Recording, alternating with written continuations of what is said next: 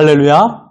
하나님의 크신 사랑이 이 시간 우리 가운데 가득한 줄 믿습니다. 오늘 우리는 에스더 2장 21절로 23절의 본문을 가지고 대궐문에 앉아 오늘을 사는 사람이라는 제목으로 말씀을 함께 나누도록 하겠습니다.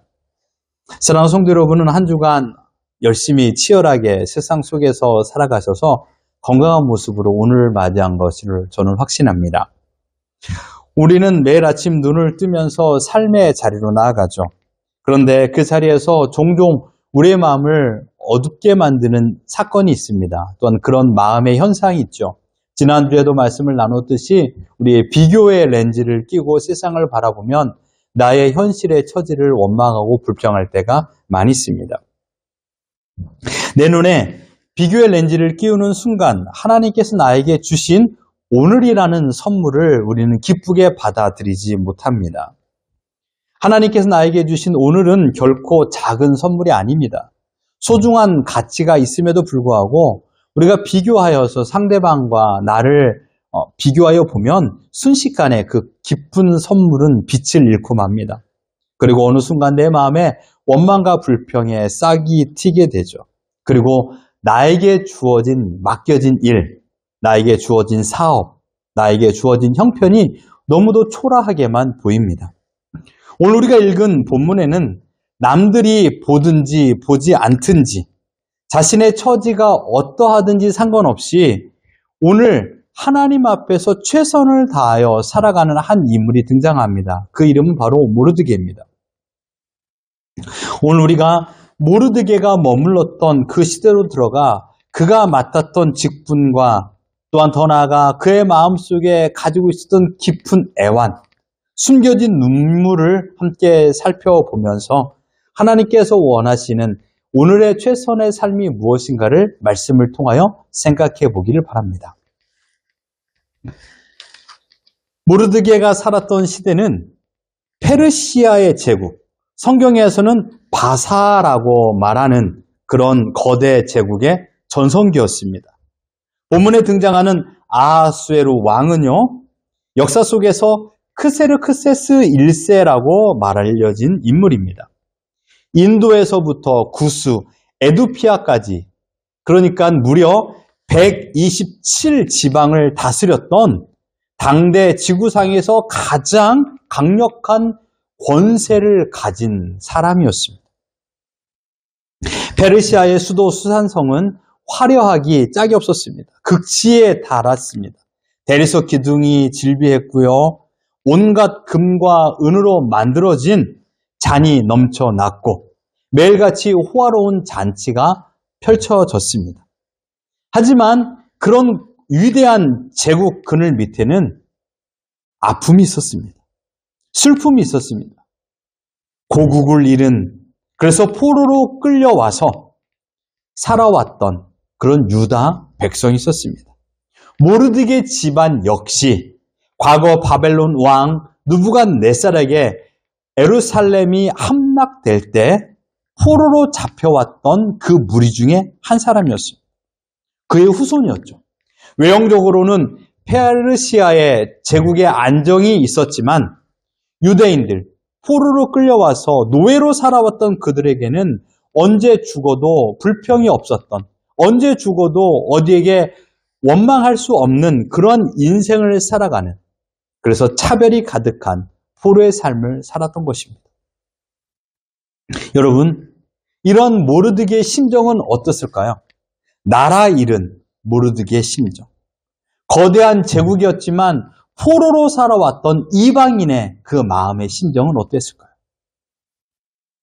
우리는 성경을 읽었을 때 이 에스더의 말씀을 보면 하나님의 반전이 숨겨져 있지 않습니까?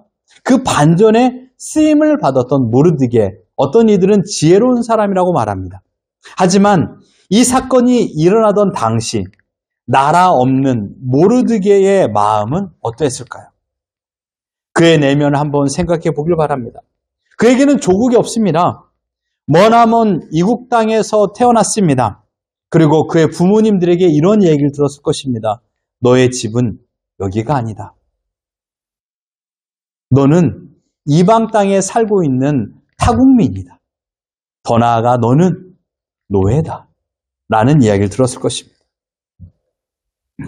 눈을 떠보면 현실은 페르시아의 거대한 제국, 너무나도 화려한 금, 은이 가득한 나라였지만 자신은 주류 사이에 낄 수 없는 소수의 민족, 포로의 자손이었습니다.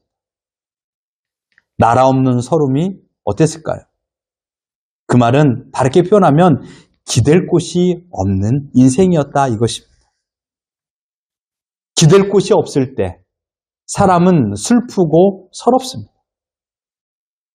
쉴 수 있는 집, 따뜻한 음식이 차려진 밥상, 편안히 누워 잠을 잘 수 있는 침대, 내 아픔과 어려움을 공감해 줄 수 있는 가족, 이 네 가지는 기댈 곳의 한 종류입니다. 지금 여러분에게 이 네 가지 중에 한 가지만 있더라도 여러분은 행복 가운데 살아가고 있는 사람임에 틀림없습니다. 억울한 일을 당해도 호소할 곳이 없고 아무리 열심히 노력해도 보이지 않는 그런 미래의 불투명함 속에 살아간다라면 그에게는 기댈 곳이 없는 것이죠. 하지만 나에게 잘했어. 오늘 열심히 살았어. 그래도 오늘 최선을 다했어. 라고 말해주고 말로 표현해주지 않는다 할지라도 눈빛으로 이야기해주는 사람이 있다라면 그 사람은 기댈 곳이 있는 사람임에 불명합니다. 하지만 모르드게는 이런 기댈 곳이 없었습니다. 더 나아가 그는 일찍 부모를 여인 사촌 여동생 에스더를 친딸처럼 키우고 있는 그런 어려움도 있었습니다. 자신 한 몸 건사하기도 힘든 척박한 이방 땅에서 어린 피부치를 품에 안고 날마다 하루하루를 살아간다는 것은 쉬운 일이 아니었습니다. 그런데 놀랍게도 모르드게의 마음속에는 부모님으로부터 들려주었던 믿음이 있었습니다. 하나님을 향한 믿음. 혹시 여러분들의 부모님과 할머니, 할아버지가 이런 얘기를 해준 적이 있습니까? 어떤 어려움이 있어도 하나님을 잊지 말아라. 어떤 순간에도 하나님을 네 마음속에서 잊지 말고 살아라 라는 이야기를 들었습니까? 그렇다면 그분은 참으로 큰 보물을 가슴에 안고 살아가는 사람입니다. 모르드게도 마찬가지였습니다. 부모님에게 들었던 그 이야기, 어떤 순간에도 하나님을 잊지 말아라. 모르드게는 그 가르침을 가슴속 깊이 가지고 살았던 것입니다. 그리고 그 믿음을 가지고 하나님께 기도를 드렸을 것입니다. 하나님, 내 품에 있는 이 어린아이 에스더는 어떤 인생을 살게 되겠습니까? 나라 없는 이 서러운 시대를 이 아이에게도 물려줘야만 합니까? 라는 기도를 드렸던 것입니다. 화려한 수산성의 야경을 바라보며 모르드게는 철저한 외로움과 고독 그리고 미래에 대한 막연한 두려움을 온몸으로 견뎌내고 있었던 것입니다. 마치 우리들도 그러한 처지 아닙니까? 시드니의 화려하고 시드니의 아름다운 자연 경광이 펼쳐져 있지만 우린 여기에서 살고 있지만 그러나 미래가 불투명한 그런 이방의 낯선 땅에서 살고 있는 자들입니다. 그러함에도 불구하고 우리에게는 가족이라는 기댈 곳이 있다는 것, 이것이 큰 선물입니다. 하나님께서 우리에게 주신 이 선물을 외면하지 마십시오. 가족, 그리고 나에게 주어진 일터, 오늘 건강한 모습, 이것이 바로 하나님께 나에게 주신 기댈 곳입니다. 그런데 오늘 본문에 보면 모르드게가 어떠한 직분을 가지고 있었는가가 우리에게 큰 동기 유발을 허락하여 주고 있습니다. 모르드게의 직분. 오늘 본문 21절 말씀을 같이 한번 읽어보겠습니다. 시작! 모르드게의 대궐 문에 앉았을 때 문을 지키던 왕의 내시 빅단과 데레스 두 사람이 원한을 품고 아하수에로 왕을 암살하려는 음모를 꾸미었다라고 말하고 있습니다. 오늘 대궐 문에 앉아있다. 모르드게가 지금 대궐문에 앉아있다라고 표현하고 있습니다.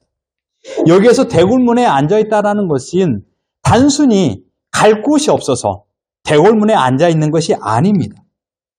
고대 근동에서 성문이나 대궐문은요, 행정과 재판, 그리고 공식적인 업무가 진행되는 곳이었습니다. 즉, 모르드게는 페르시아의 정부의 말단 관리, 하급 공무원이라는 직분을 가지고 그 문을 지키거나 또는 출입하는 이들이 어떤 사람인가를 관리하는 그런 직분을 가진 자였습니다. 포로의 자손으로 얻은 직분이니 여러분 결코 높은 자리가 아니었다라는 것은 우리 쉽게 알 수 있습니다. 왕을 가까이서 지키는 고위 관직도 아닙니다. 그저 되골문 구석에서 지나가는 사람의 신분이나 위협을 가하는 존재는 아닌가라는 것을 확인해주고 문을 열어주는 아무도 주목해 주지 않는 그런 직분을 가진 자였습니다. 성도 여러분, 오늘 우리는 중요한 영적 진리를 깨달아야 됩니다. 당시 모르드게가 서 있던 대궐문은 온갖 화려한 명품과 보석, 그리고 권력자들이 드나드는 곳임에 분명합니다. 요즘 말로 말하면 세상에서 가장 크고 화려한 명품관의 문지기였던 것입니다. 여기서 우리가 경계해야 될 것 한 가지가 있습니다. 여러분, 화려한 명품관에서 일을 한다고 해서, 화려한 명품관에서 명품을 관리한다고 해서 그 일을 하는 사람이 명품이 되는 것은 아닙니다. 근데 어떤 사람들은요, 명품관에서 명품을 판다고 해가지고 상대방이 옷 입고 오는 것을 보고 저 사람은 이 명품을 살 수 없는 사람이야 라고 판단하고 천대시하는 경우가 있습니다. 마치 자기가 명품의 주인인 양. 자신도 명품을 파는 그냥 직원에 불과해요. 근데 나는 명품관에서 일을 하니까 나는 명품이야 라고 생각하기도 합니다. 근데 여러분, 그런 착각을 하지 말라는 것 여러분 먼저 기억하시고요. 반대로 표현하면요. 내 일터가 화려하지 않다고 해서 내 존재의 가치가 떨어지는 것도 아닙니다. 상대방은 내가 일하는 모습을 보고 평가하죠. 아유, 청소하는 사람, 딜리버리 하는 사람, 저거 하찮은 일 하는 사람, 이라고 나의 일하는 모습을 보면서 그 직업을 보면서 나를 평가합니다. 이게 바로 세상의 시각이죠. 세상은 우리가 걸친 옷, 세상은 우리가 타는 차, 세상은 우리가 가지고 있는 직장, 겉모습으로 평가하지만 우리는 그런 세상의 기준의 평가에 속아서는 안 됩니다. 사람을 외모로 평가해서도 안 되고요. 더 나아가 나의 가치도 세상의 배경과 동일히 해서도 안 됩니다. 화려한 수산성 대궐문은 모르드게의 배경일 뿐입니다. 모르드게가 하는 일뿐이에요. 그의 본질은 아니었죠. 그의 본질은 무엇입니까? 바로 하나님의 자녀라는 사실입니다. 우리도 마찬가지입니다. 우리가 지금 하고 있는 일 때문에, 지금 나의 처지 때문에 우린 너무나 작은 존재여라고 생각하는 경우가 있어요. 아닙니다. 결코 그렇지 않습니다. 지금 나에게 주어진, 하나님께서 주어진 오늘이라는 삶을 살고 있는 것뿐입니다. 앞으로 어떻게 될지 아무도 모릅니다. 만약 모르드게가 이때 이 비교의 렌즈를 끼고 세상을 보았다라면 어땠을까요? 나보다 별 볼 일 없는 사람은 왕의 총애를 받아서 높은 관직에 앉아 있는데 왜 나는 이 먼지 나는 되골문에 문만 지키고 있는 걸까? 라는 생각을 하지 않을까요? 그렇기 때문에 모르드게의 출근길은 마치 도살장에 끌려가는 소의 걸음처럼 무겁고 두렵고 염려가 가득한 걸음이었을 것입니다. 여러분 어떻습니까? 아이 지겨워. 지겨운 오늘의 시작을 또 나는 열고 나아가는구나. 무거운 백흉을 메고 무거운 것을 옮기고 지저분한 것을 치워야 되는 그런 일을 해야 되는구나. 나는 신세한탄하지 않습니까?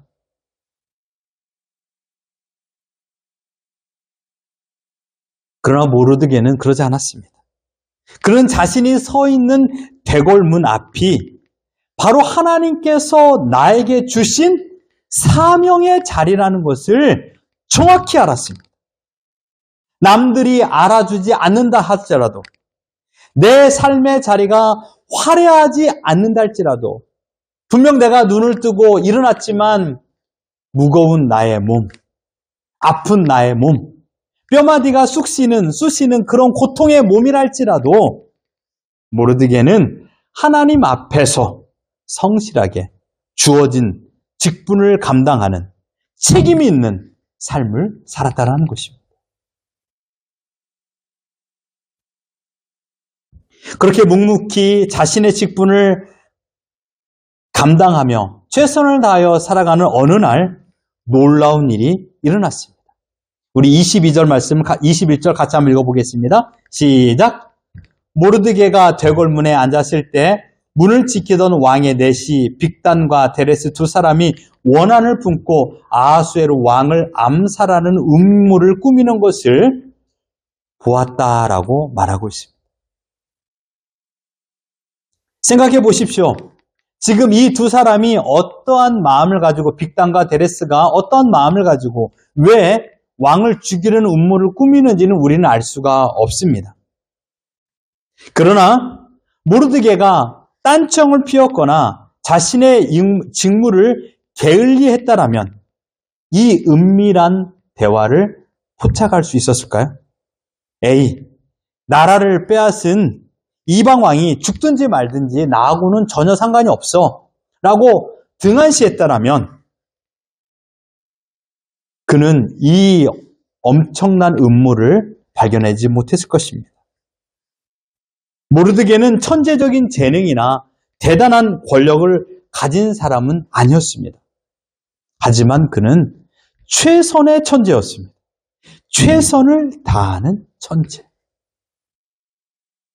하나님께서 맡겨주신 이 자리에서 매일 출근하고 지금 내가 당장 해야 할 일을 미루지 않는 최선을 다하는 사람이었습니다.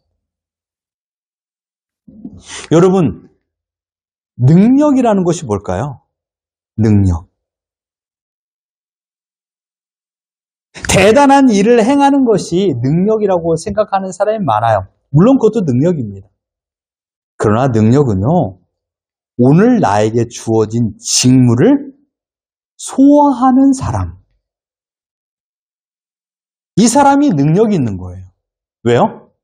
그렇게 오늘 주어진 것을 소화하다 보면 점점점 나의 능력의 마일리지가 쌓이고 어려운 일이 발생했을 때 그 어려운 것을 해결할 수 있는 힘을 가지기 때문입니다.